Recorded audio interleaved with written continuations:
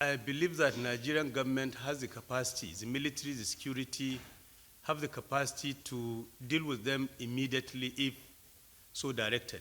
If they are given the resources they require, the support and political will. But the collateral damages that will be associated with the actions that will be taken is what I believe should be avoided. If you send an aircraft now to where you identify the bandits, it's not only the bandits that will be affected. And if you recall, Mr.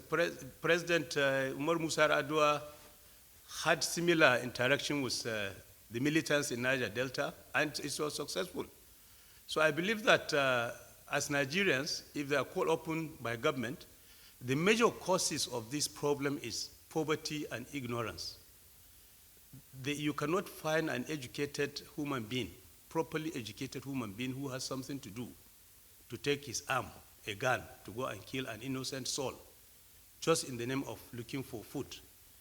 These people are having, very high level of poverty and ignorance. So if the government now comes up with a program of rehabilitation, just like they did in the issue of Boko Haram when the issue, was handled, I'm sure you will have a successful ending of this crisis. The economic policy that the government is planning, if you look at the documents of Renewed Hope, I'm sure by the time the implementation takes off properly, all these issues will be handled. You see, I'm not making a case for bandit. I'm just proposing a solution to banditry in Nigeria. The bandits, a lot of them have been killed, a lot of them have been arrested, and I'm not saying that the government should just continue to just negotiate indefinitely. No, I said invite them. There are people who repent in all religions, Islam, Christianity, Judaism.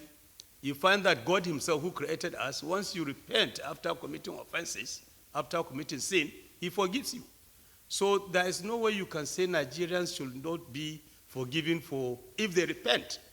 If they repent, they should be rehabilitated and integrated in the society. To most of them, they are recruiting Nigerians. We are talking of Nigerians.